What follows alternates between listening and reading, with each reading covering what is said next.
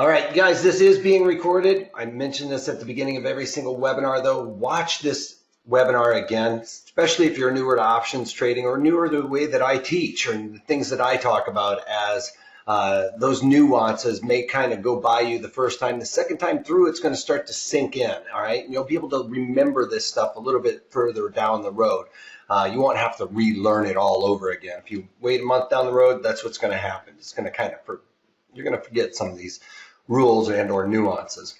Let me get a couple of things out of the way real quick. My name is Eric Wilkinson. Yes, you may recognize me from mainstream media as the Wolfman.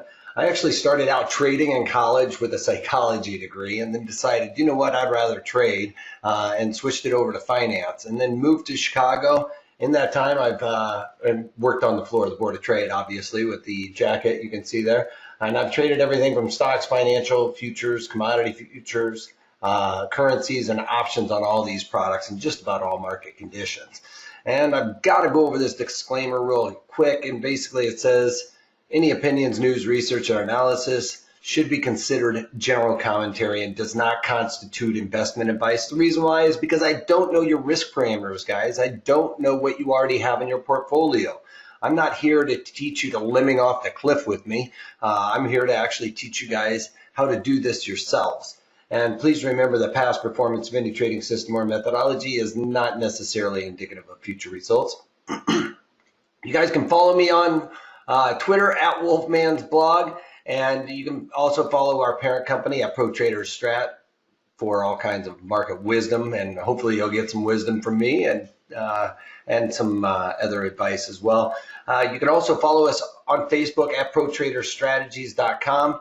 And that's really good because we're pushing out a lot of new content on our Facebook page. It was kind of dormant for a little while, but now we're really getting active with it. So check that out, please. It'll be a little bit easier to get access to the videos, as far as I'm concerned, than on YouTube. Although my kids would probably say go to YouTube. Always wisdom. Thank you, Trevor. All right, guys. I mentioned this is on the put ratio spreads. All right, and it's called other things as well, so you may have heard it mentioned in other places. I call it the ratio put spread. It's a 2-by-1 put spread or a front ratio spread. If you go on TD Ameritrade, it actually says that it is a back ratio spread, and it's not really a back ratio spread because that would have been doing it for a debit.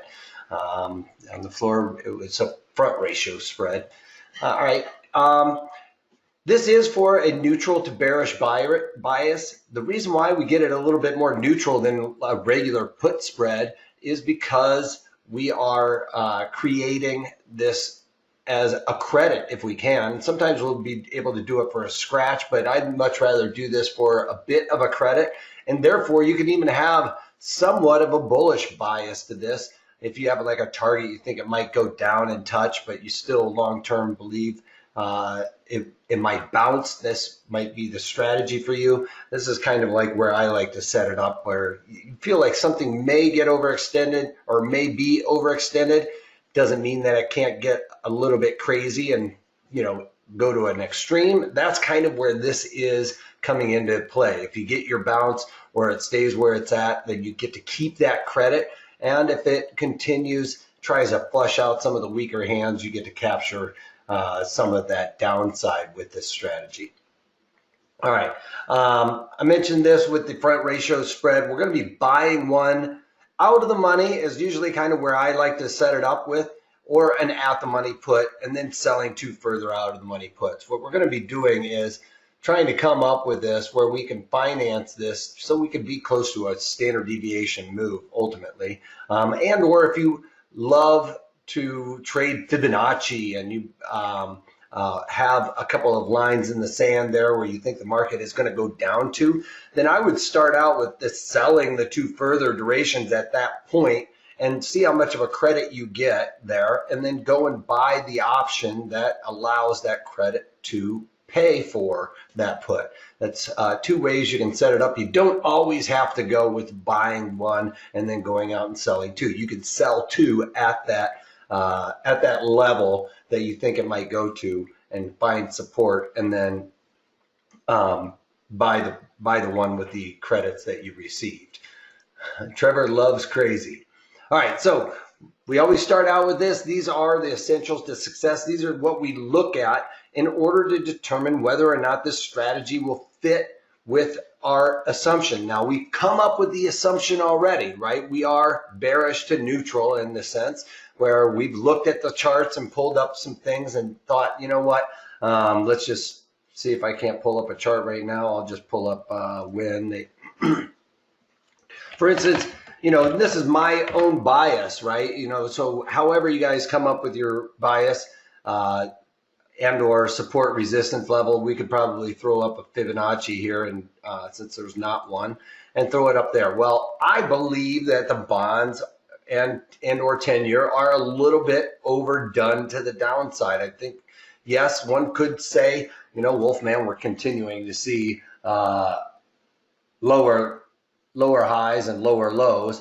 Well, that, you know, we have a lower high there and then now a lower low, but I believe that this market is overdone. I don't think that we are out of the woods here on the economic picture, let's say. Globally, it's still not looking good, and it's looking like it's a coordinated effort with our Fed. So, yes, they might be holding off for the rest of 2019 on interest rates, but it doesn't mean that they can't go lower at this point, which would cause, you know, I mean, one of the things that you can talk about with interest rates, if you take the interest rate right there and we talk about price, it's basically a teeter-totter. So what's happening right now, price is going down, right? So if price is going down, well, then that means interest rates are going up. And you can always just think of it as like a teeter-totter, all right? So the levers and pulleys.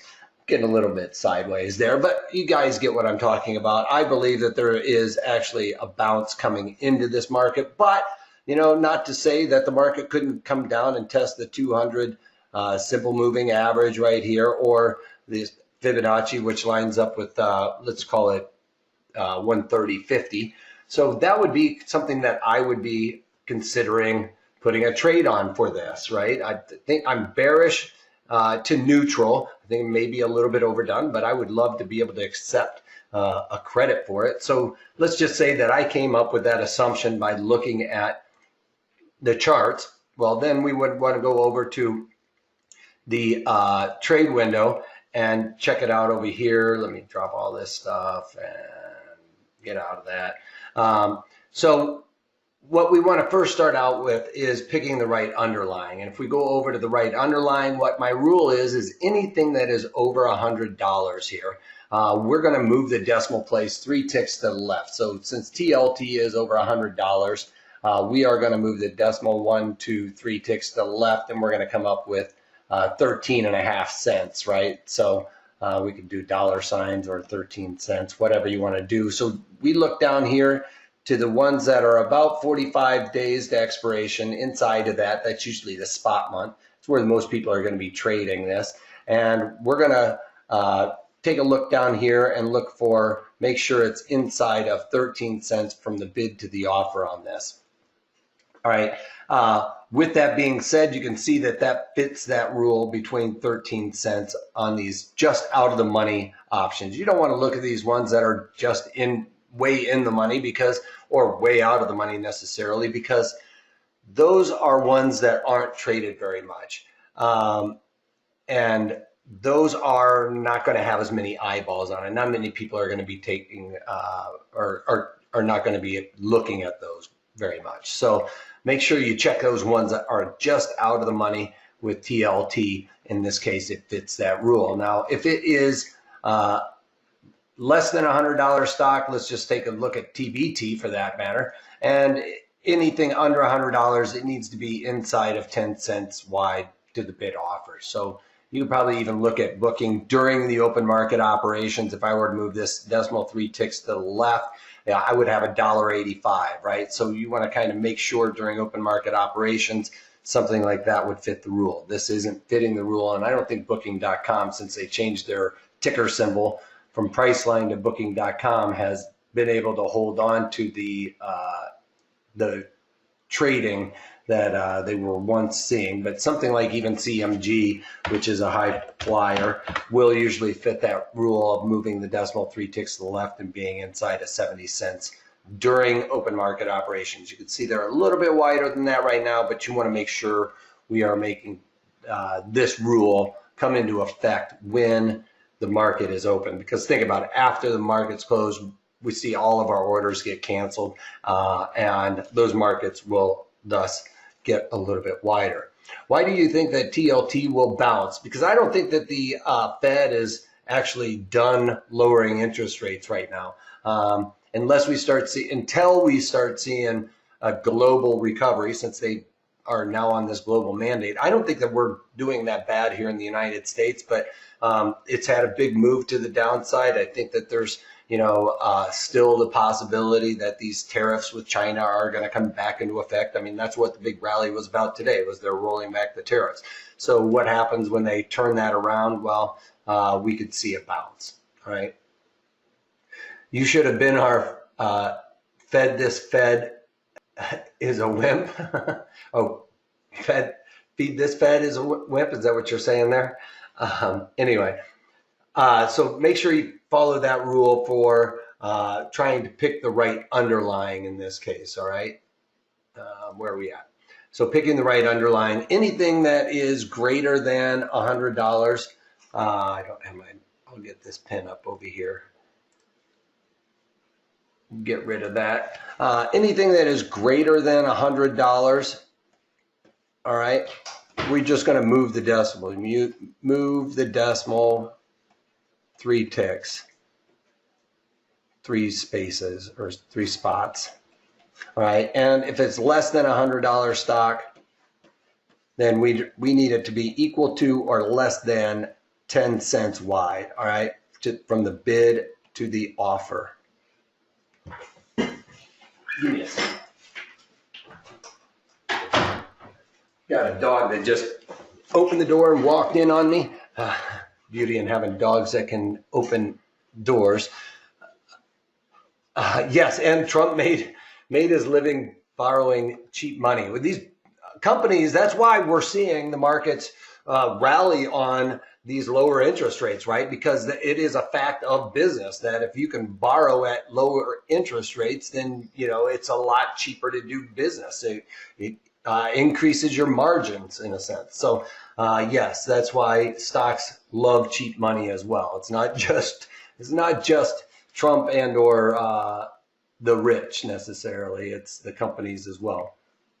All right, and picking the right environment. Well, with this one, we don't care about the VIX, you guys. I hear a lot of people talking about, we were talking about the VIX right before this opened. The VIX isn't what we're talking about here with the high Vega is what we want. So when I'm talking about Vega, I'm talking about Vega for each individual underlying. I'm talking about XYZ's Vega, okay? The Vega for XYZ. Because every stock has its own volatility coefficient, all right, where Tesla is really high volatility, and say for instance something like Ulta has really low implied volatility. So that Vega, we need to find out where Vega is for that individual underlying, and we want high Vega, high volatility, and what I mean by that is implied volatility percent. So we are looking for IV percent here ultimately, right? And what that is we take the current IV and we subtract that by the low IV. We take that sum and divide it by the high IV minus the low IV. All right, so I'll show you that example here. We'll pull up the chart again real quick, and let's just do it for TLT. For it's going to be a little bit harder for TLT. Let's see. I'm going to be pulling up a chart or a web browser. I don't want to right now, I think, because I accidentally hit that. Let's see if I can close that. Let me get rid of that. I don't want to slow down my computer. All right, so let's make sure we got this on a daily chart. And what we would do is then kind of line it up here and say, all right, we've got the high IV is 31. The low IV is probably somewhere around 14 for McDonald's. So Let me slide this up a little bit. We've got all our data points. We've got the current IV, which is 16. Current IV is 6. All right, since it just disappeared. Current IV is 16. The low was 14. And then the high was, what was it, 35? I'm just going to call it 35. So something like that. That's how we'd find all of those. And we would come up with 2 divided by 21. And that's going to basically give us the IV percentile of 0.0, what is that, 0.00 something, 001. Is that right? Or 0.01? I should probably pull up the calculator real quick. Let's pull up that implied volatility and say that was for McDonald's. Find a better example here. 11%. Sorry, 10%, Eric. Thank you. John David is all over it. Dude, I should have you you're my auditor for these things. 0.01 is what I went an extra 0 too far trying to do that in my head. So yes, 11%, you're right. Yes, it would have been 0.011. Or actually 11.011 or 11%.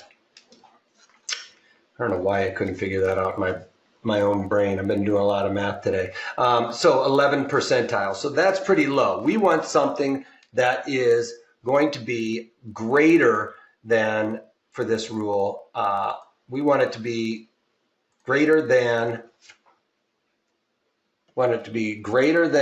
50%, basically, for a stock or an XYZ, and then we want it to be greater than a 30% for an ETF. Okay, and the ETF's rule is a little bit lower because ETFs have a lot of stocks in there, so those volatilities will kind of meld each other out. My brain cells still seem to be working, Eric. Yeah, mine seem to be fried right now. I should have been able to figure that out. As soon as you get the answer, it's like, oh my God, I should have had that right away. All right. Anyway, so 11 percentile for McDonald's, that would be too low for this. If we go back there and look at the TLT example, let's just check out TLT for right now and see where it's at. So we can look at this and see that the high, see if I can make up for my mistake. The high is 20 and the low is, let's call it the low, let me nail that. Come on now. The low is 8. So the high is 20, the low is 8, and the middle is about 14. So the high, so we got 20 minus 14, and what was the low? 8. So, and then 20 minus 8. So we basically come up with 6 divided by 12. Oh my gosh, if I can't get this one right. So it's in the 50 percentile. So that one would fit this rule because TLT is an ETF, right? So that would work for this. We got an IV percent of 50, so it's 50, it's above that 30 mark, and we can just pull it up on this. Thinkorswim has this where you can put it up over here in the line item. You got to, sometimes you have to build it out, or you used to have to build it out, and I have the code for it if you guys can't find it, that you can throw in there. But you can see that we have TLT, TLT.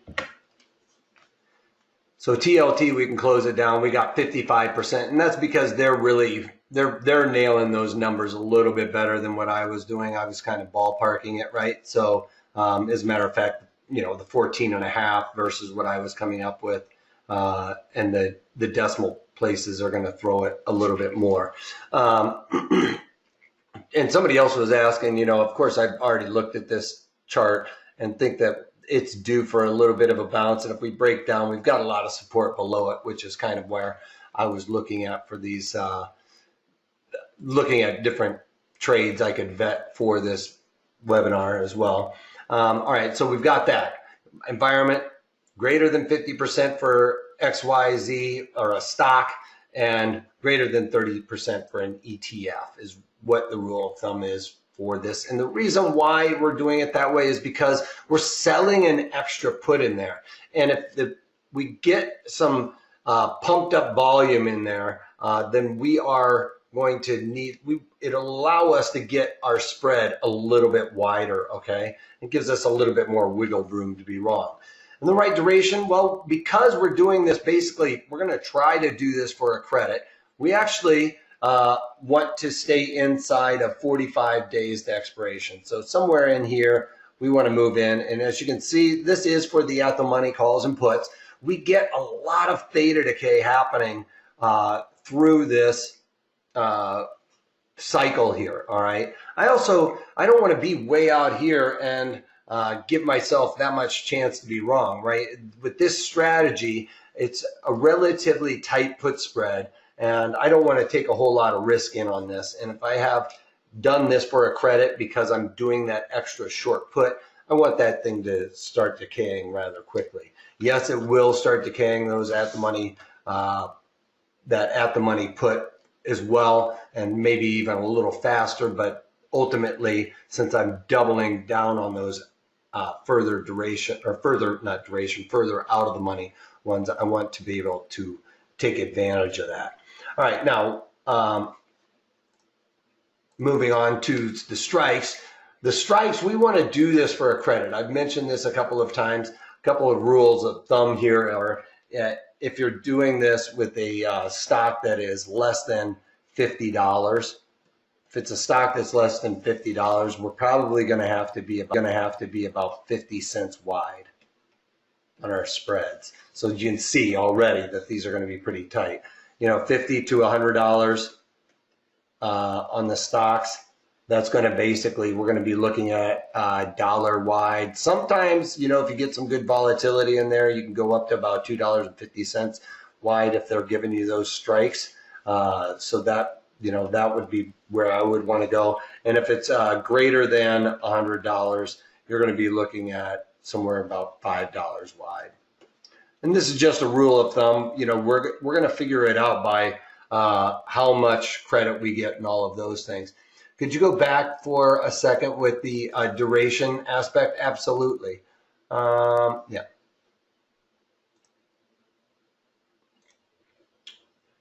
All right, what do you got there? Because remember, we're going to be buying one put that is, let's just say it's at the money for just reasons to be able to comprehend this, and then we're selling two puts that are out of the money. All right, so these are the ones that are going to help us with that decay and stuff. All right, that'll help us work this strategy. Ultimately, though, we want the market to go down because that will help us. And this put right here will increase in value, right? And that theta decay, if this starts increasing in value, that are these at the monies or that were just slightly out of the money will start increasing in value at a more rapid pace due to delta, right? And these we want to then be worth $0 ultimately at the end.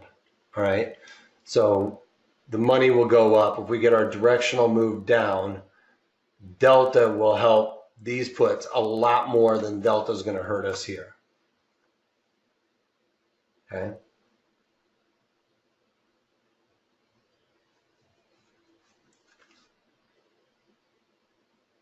You good there? All right, so the right strikes. I talked about this. I mentioned this a little bit.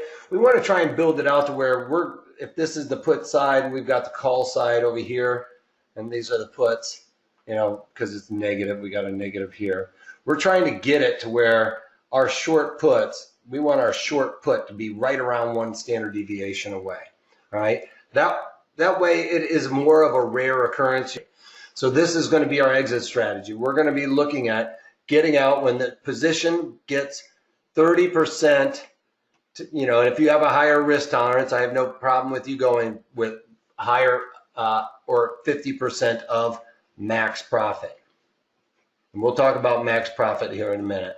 But we want to get 30 to 50% of max profit. I'm not looking for that home run and getting 100% of the max profit. That's why I'm saying, John, we're looking to get out of this. As soon as the market comes down and hits my short strikes, I'm going to be at these levels, one of these two levels. It's going to be somewhere right in between there. So you'll be able to cover it and not have to worry about those short strikes, all right?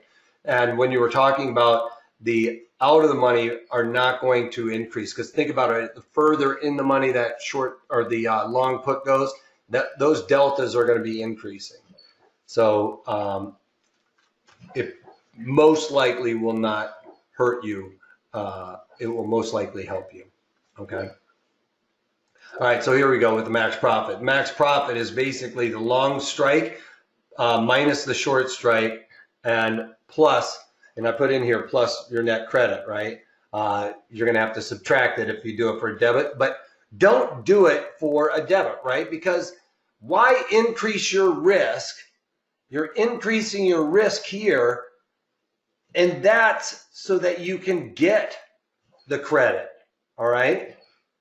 If you're increasing your risk and you're still paying a debit, then I would not do this, all right? I'd play around with the strikes till I get a credit. Because to me, if you're increasing your risk, you've got to get something in return. And yes, you are getting a little bit of credit then back for the short strike if you're doing this for a debit. But to me, it is not worth it. I would play around with the strikes, maybe move your long strike down, down further, like maybe say one more strike, and then try and build it out that way, all right?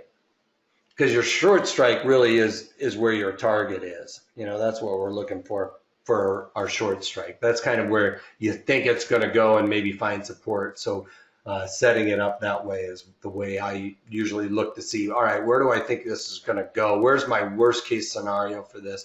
And then set it up that way. All right, your max loss is your short strike minus your max profit, right? And then to zero. Your max profit is basically, you know, you can think about it as your width of your spread really is your max profit on this. The entire full width of the spread is your max profit because we're doing it for a credit. That credit a lot of times isn't going to amount to a whole lot. You know, it may be 50 cents or something like that. In some cases, we can get a little bit more with like the high flying, you know, high flying dollar stocks. You know, if it's over $100 or $200, then you might get 50 cents or maybe $1 or something like that. What is an acceptable credit?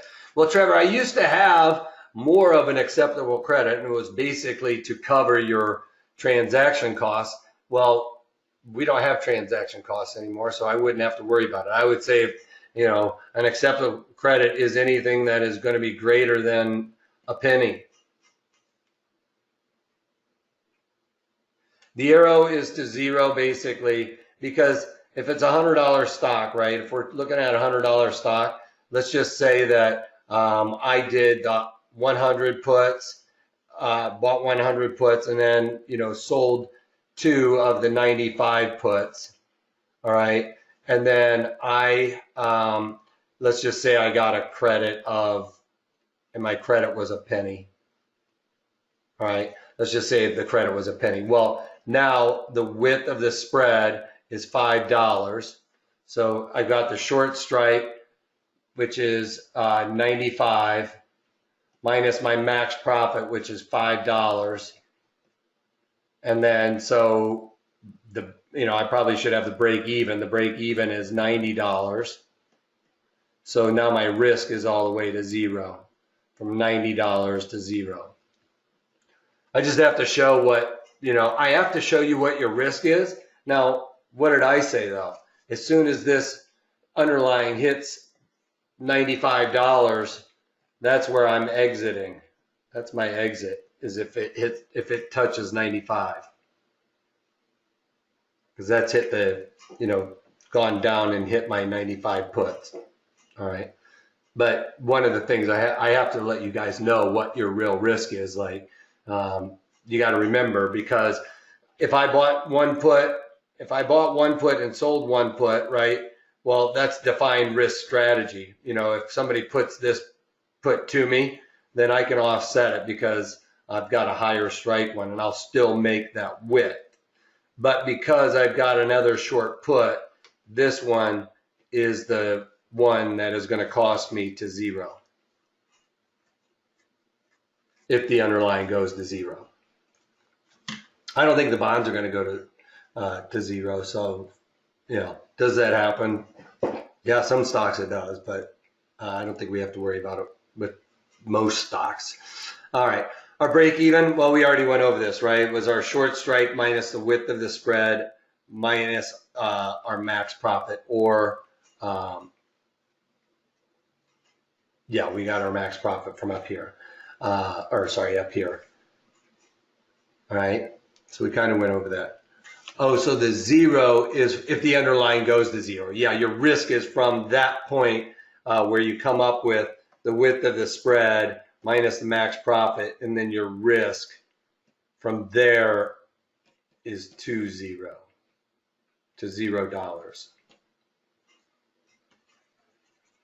Sorry. All right, so without further ado, let's pull up the platform here, and we'll start. This is where I usually tell you guys, throw out some examples in the questions box, and I'll go through them step by step. I'll throw out that first example of TLT while you're doing it. This is an example I was looking at. You know, so picking the right underlying, when I've come up with my assumption, right? I am neutral to bearish, maybe even slightly positive. I do see the credence in, we've got lower highs, lower lows. Yes, it could go lower. And if it does break below this 50% Fibonacci, you know, a lot of people say you should be buying at the 38 on this one. It lines up with, let's call it 131. There's a volume node there also at 131-ish that, you know, I trade those market profiles. So a lot of things lining up here. And if it moves higher, well, then I get to keep whatever credit I can create out of this strategy. So then I go over here and I'm looking at TLT. You know, these are the monthlies, and there's only 8 days left. Most people aren't going to be trading those 8 days. So I want to kind of look at inside of 45 days to expiration for this rule. And what was it? Move my decimal 3 ticks to the left, 13.5 cents. I come down here during open market operations, not after the close, and check out these. Check these out here. So you can see that it fits that rule. The next one was picking the right environment. Well, my right environment is an implied volatility percent for an ETF greater than 50. I'm not talking about the Vega over here where we got the, I got the theoretical and marked stuff. Let me get rid of that. That's from playing around with other stuff. I want to get the delta and the gamma. So Vega over here, you can see volatility. Vega, I did mention that. That's not what we're talking about with this implied volatility. We want the implied volatility percent. I told you I have it set up over here in my sidebar because that's one of the most important things I look at for any strategy, you guys, is implied volatility. Where is it at? That determines what underlying we're going to go to. And we can see it also with Thinkorswim. It has it down here in the today's option statistics. I don't know if everybody's platform has that. If they don't, you should at least have a way to pull up implied volatility for a chart. And, you know, sorry guys. I hope you guys aren't yawning because I'm boring you. If you do, then you're going to have to kind of take that math that I did and build it out. The other thing is you can kind of ballpark it too, right? It's an ETF. I can tell that line in the sand is above 50 for implied volatility. So I would be okay with going with that, all right? I see a question come. How do you decide if we should use at the money or out of the money? Well, I would set it up where a couple of things, you know, with my assumption here, right, I was saying, you know, I'm worried about it coming down and testing this area. So I would go over here and look at the 131s, right? That's kind of where I thought that that line was in the sand. So, you know, you could sell 2 of those. So now I got $2. I know I'm getting $2 for that because I'm doing it twice. So where's $2? So that's where I would say, okay, I'm buying the one for, I can go even, I collected $2. So I'm getting $1 credit for this. I can't really buy this one here because I actually could. So the 131s, buying those or selling those twice and buying the 35s, I could, no, it's not going to give it to me for a debit, right? Because $1 and $1. So selling those twice and then buying that one once. Come on. Why is it jumping on me? Selling those twice and then buying those once. All right. Should have collected $2, did it for $2 and an 8-cent credit. All right, so that's probably what the way I would build it out for this one. Now, if you thought that it was going to just make a slight, you know, bearish move that would be more towards the neutral, I'm worried about this downside move. You know, I'd be able to keep this credit if the market rallied. But if your assumption is it's going to come down to this level, you know, and find that support, then that's how I would build it out this way. It's going to be on how far down you think it goes. That's why I was saying, you know, kind of pick your line in the sand of where you think it's going to go, and then kind of build it out for that one. You know, let's see, we can just look over here and see what's on the side. Okay, so Ulta has high implied volatility. We can see that right now, so we can see that that's one that would work.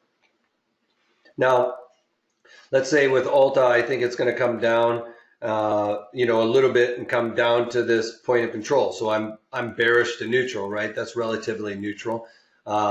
So I would go over here, and then maybe this is the one where I'm just going to pick the one that's the at the money. So it's trading 143.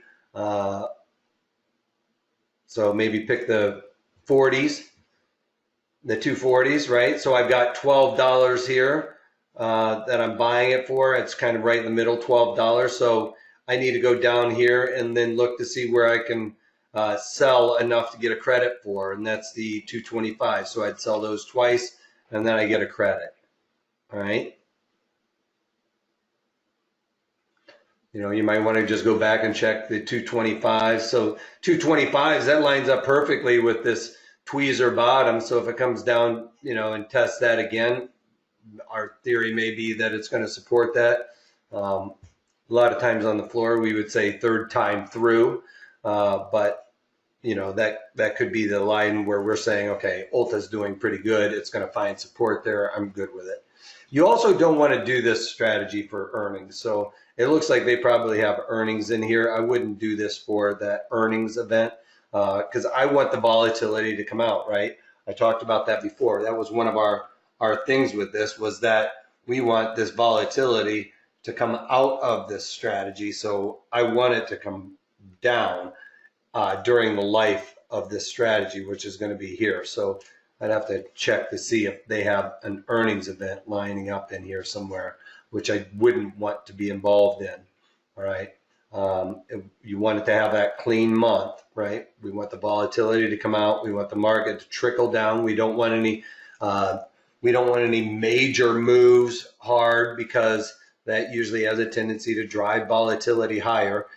So we don't want it. We kind of want it to kind of trickle down, right? We want a smaller incremental sell-off where we don't get that major spike in volatility. All right. So that's what I would want to happen over the course of a while, right?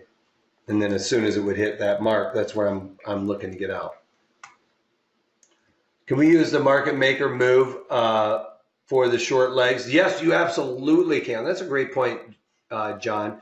And that will usually line up pretty close to it.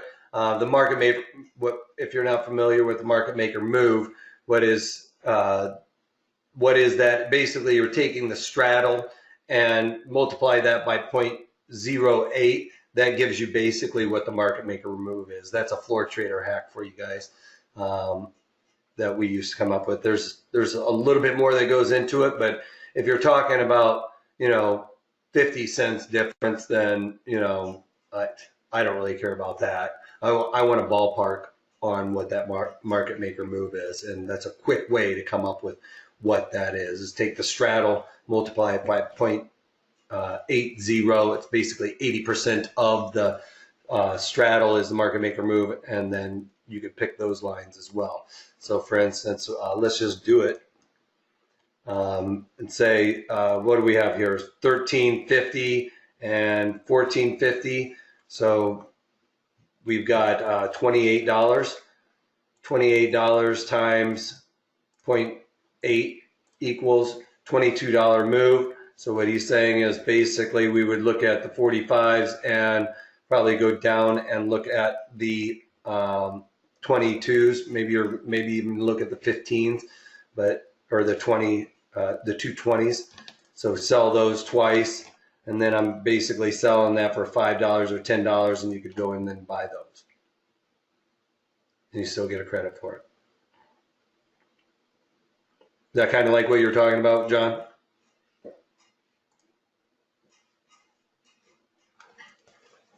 It's pretty close. If you can notice, my strikes were pretty close to what John's were doing too. So yeah, however you're coming up with your assumption, then absolutely. I don't want to change how you guys read the charts and find your directional assumptions. That's not what I'm here to do. I'm not here to tell you what my views on the economy are. Well, I mean, I do that in the daily market commentaries. I'm not going to lie, but I want you guys, what I try to do is lead you guys down that road of, this is how we come up with this directional assumptions and whatnot. Your idea on something might be completely different than what my idea on something is. And I don't want to be the person to influence that. But what I am trying to do with all of these rules and these guidelines on this strategy is to make sure that you go through and you're very mechanical about it. All right. Well, I mentioned at the beginning, I started out with trading, or started out with a psychology degree in college and then switched it over to finance. One of the keys to success in trading in general, you guys, is to be mechanical about all this stuff, because that takes the emotion out of it. Money is emotional, all right? And if you can take that out of the scenario and just think about it logically, one of those things to do, and I used to always say this time and time again, and I've not said it quite so much recently, but write down all of these things as you're going through your checklist. Is it the underlying is XYZ? Yes, it fits that rule, but write down your underlying. Okay, I got XYZ. I'm doing it in. The environment is, 55% for TLT. So let's just say with my example, TLT, right? I was looking at TLT. It's somewhere around 55%, I think. And then the duration, I'm doing 43 days to expiration. All right. And then my strike locations, I think I used the 135s to the 132s. And I collected a credit of, what was it? I think 8 cents. Let's just say it was 8 cents. All right. So I write all of that stuff down. And then where's my exit strategy? Well, I'm going to say my exit strategy is when it trades 132. All right. When TLT hits 132, I'm out. All right. You can also write in there, okay, well, what is this? This is $3 wide. So $3 wide, and 50% of that max profit is $1.50. So when it's trading when I've got $1.58, I'm out. All right, no matter what. And then you write all that stuff down. And the reason why you do that, you guys, is because then when you're going back there and you're looking at TLT, you know, it's trading around this. Let's go back and look at it. All right, I'm at 158, I'm out. All right. And maybe if it was 30% of your max profit, you got that, right? But you've got it written down. And when you do this and you write this stuff down, you will have less likely, you most likely will not break the rules then, all right? You'll stay mechanical in. All right, I said I was out. I'm going to get out because I wrote it down. If you have it in your head, I've seen so many times where people say, you know, they were talking about trades and they're like, I'm going to put on this trade and I'm going to get out at this level. And then once it gets to that level, you know what they do? They go, well, I might just go a little bit further. So I'm going to kind of squeeze this trade out for some more. And guess what happens? It about faces on them. And sure enough, you know, now they're covering that trade for a loss. All right. So don't do it. Get out when you say you're going to get out. And one of those things to do is to have a book or something written down in the notes of your trading platform as to when you're going to get in and out of these things, and stick with that, okay? Which is more accurate, the straddle at 80% or the expected move to the right of the ID on each of the option chain for days to expiration? It's probably the one on, you know, their volatility. Mine's a ballparking mechanism. And what John's talking about is over here, it's saying $28 is the expected move for the duration of this. Not everybody's going to have that. It always falls within, you know, not too far away from one another, to be honest. What did I come up with? $22. I usually just go with 80% of it. I go with 80% because that's the way that I did it. And if you go with this one over here on the side, then I'd feel confident with that.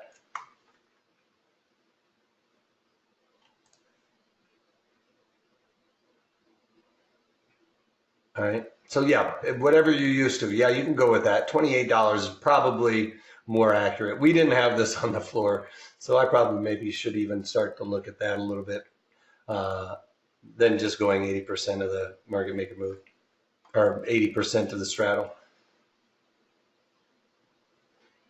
It's usually probably a lot closer when you're dealing with you know, the stocks under $100. We probably end up coming a little bit closer together. If you don't use the 80% hack, then it comes out to 29 point or 28. Yeah. Then go with this one up here then.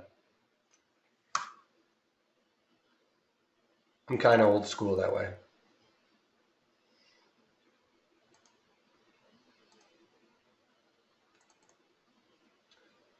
All right, well, without any further questions, you guys, we got this earnings course right here. We're right in the middle of earnings, you guys. You know, there's so many people on television that will tell you how to trade for earnings, and they'll tell you to go out there and say, buy these calls and stuff like that, and they're going to rip for you.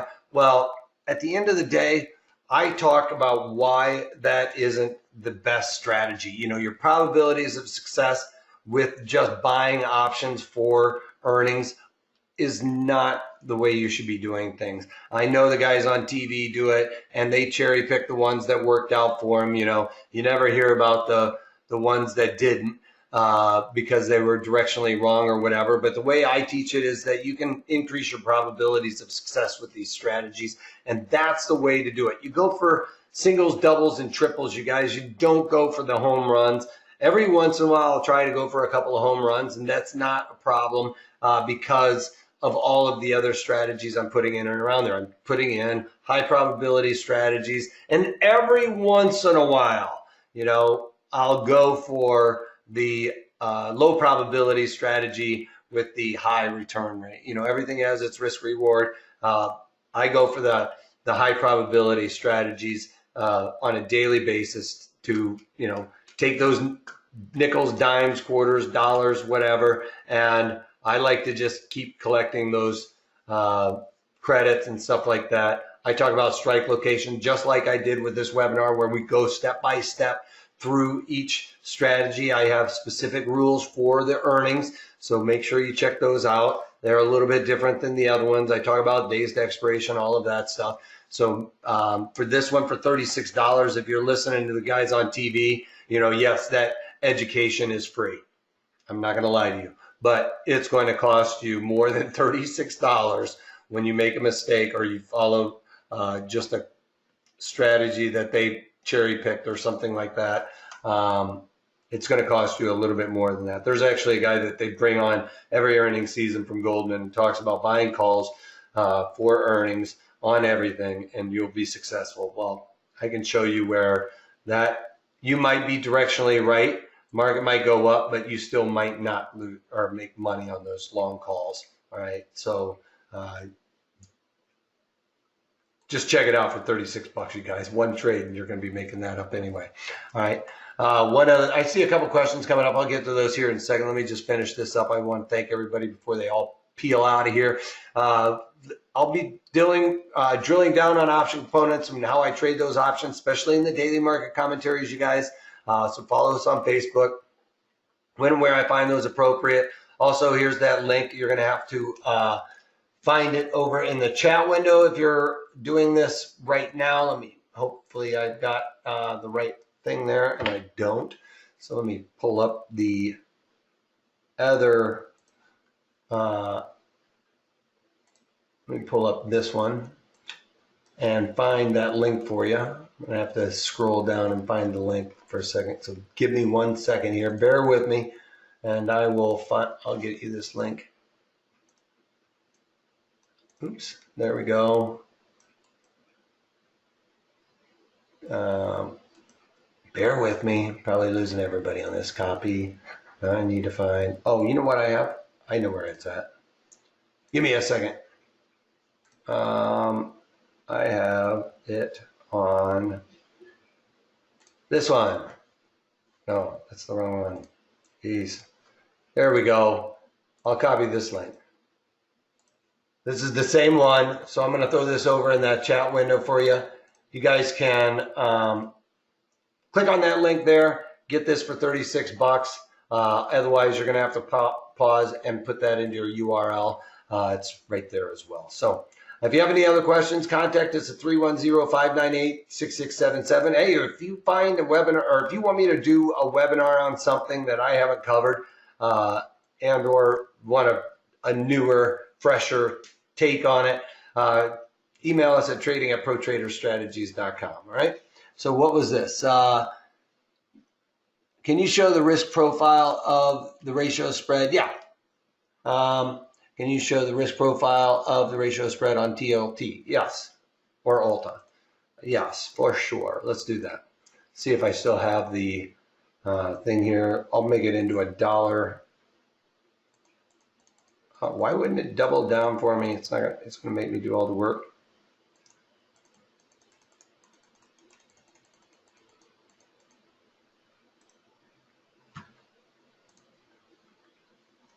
All right, so you can see we got a 10-cent credit. So to the upside, you can see that there is no risk on it. Oops. But to the downside, that risk is going to go all the way down to 0. Right? It's going to continue to go, but that's what it kind of looks like. The TLT trade. Let's see. What do we have for the TLT? I'm actually probably going to put this trade on for TLT that I did for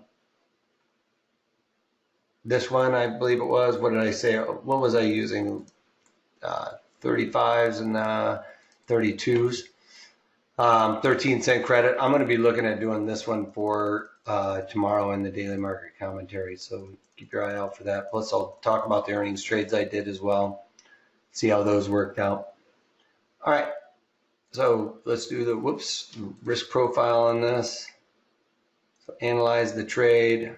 That's an old thing, so let's get rid of that. And there you go. So I can stretch this out either way for you.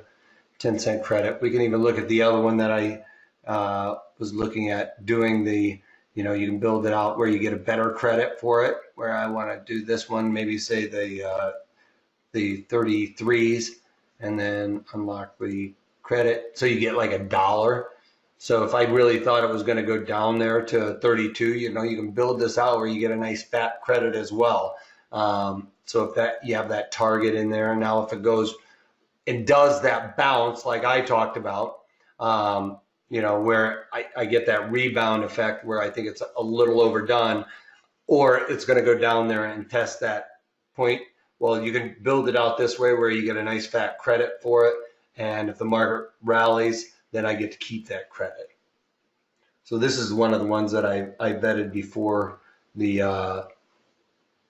webinar, thinking, if I do it that way, then I get a nice big credit for it, and if it rebounds, then I get to keep it. Ulta for a second. Let's go back to Ulta. See if it's still in there. Yes.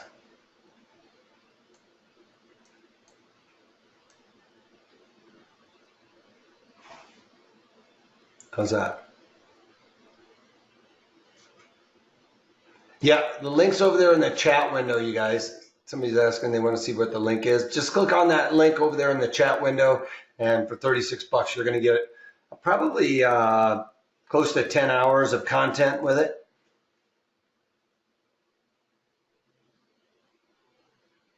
Let me know if you don't see it over there.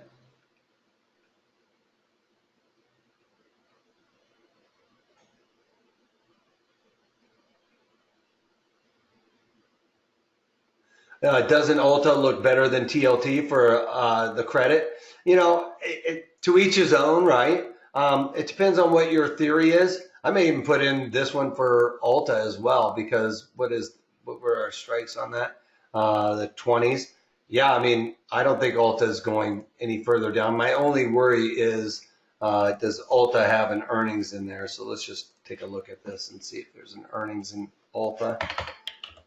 I do believe they probably have one coming up. So that's why I wouldn't do this for Ulta, because I would expect volatility to continue to expand going into this earnings event. I wouldn't want to have to, ride it through that with this strategy. That wouldn't be one of my favorite. I'd probably want to wait till Ulta's earnings and put a trade on for that.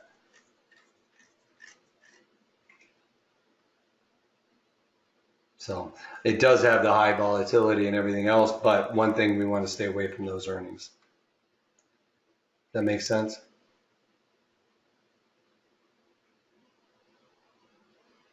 All right, good enough.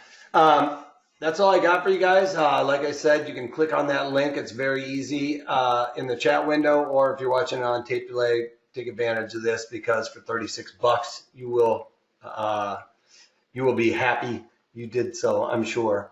All right, that's all I got, other than if you can't take that, take it easy. JQ stuck around to the end. Good to see you, Alexander. If you have a minute, can you show the standard deviation slide? Yes, give me 1 second. Take care of Rick. He stuck around for all the questions too.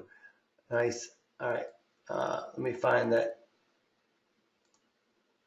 We're going to have to flip through it.